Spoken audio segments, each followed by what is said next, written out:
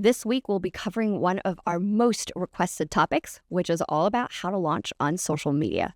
This week, we'll be partnering with a good friend of mine, Brian Wish, who famously said that most people treat social media launches like a lottery: post, pray, and wait. But a great launch deserves more than hope. It requires intentionality, and that's what we'll be talking about this week.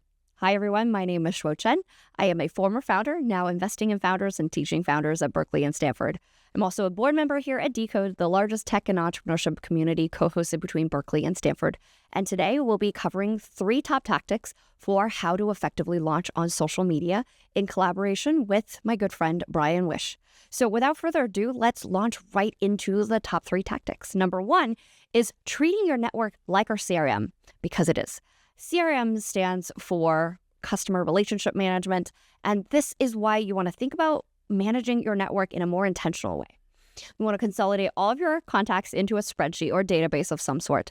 Tag people based on their strengths and the role that they can play in your social media launch. So it could be that this person can like, comment, and reshare at the right time. Or it could be this person can feature you across other channels in the same week, whether it's their own newsletter, podcast, guest blog, etc. Or people who can really go above and beyond, which is record a quick video for you or even send other referrals your way. And you want to think about, how do you give something that you can make it really specific and make a personal ask for this individual? Of course, it's based on the relationship you have with them, their strengths, and the channels they have access to. But this is where you want to be, again, intentional and offer a bonus of some sort to incentivize people to opt in. Maybe it is that once it's successful, you'll tag this person or you'll give them a public shout out through your channels or something.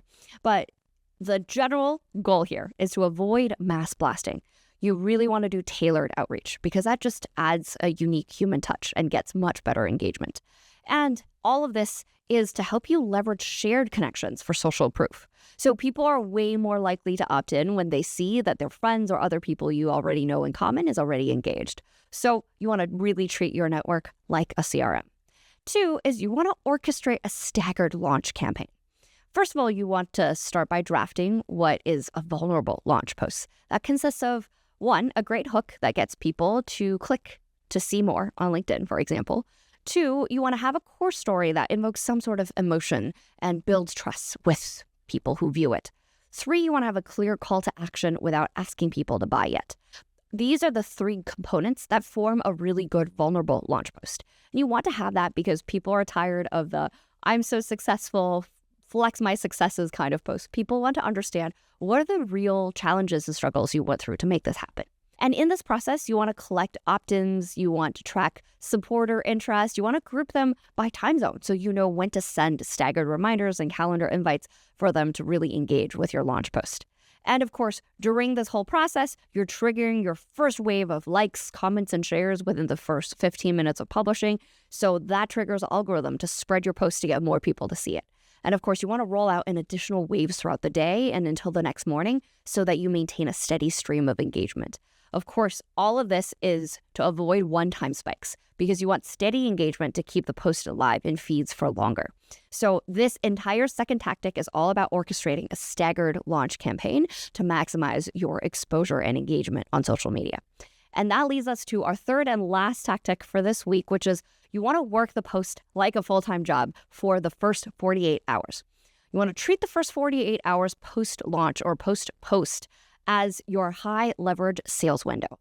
This is where you're the number one salesperson. You want to respond to every single comment with intentionality, not just a thanks, but a very personalized note. You want to send messages to your second-degree engagers, like, "Thanks for liking. Do you want early access?" So for every person who doesn't necessarily comment, but just likes or thumbs up your post, you want to reach out to them. 3, you want to follow up with people who had supported the launch. You want to publicly thank them if possible, and just share a quick update on how things are going. 4, you want to track which comments and DMs could be converted into threads and meetings. And lastly, you want to focus on depth with your existing network while still gaining exposure through extended circles. So all of these are some of the top tactics that my good friend Brian Wish had recommended for a successful social campaign media launch. And of course, if you want to think about other traps to avoid in this process and tools that you can leverage to engage, please feel free to check out Brian's full guest posts on our weekly newsletter below. And of course, as always, please feel free to like, comment, and subscribe our video and share additional topics you want us to cover in future weeks. Thanks so much, and see you soon.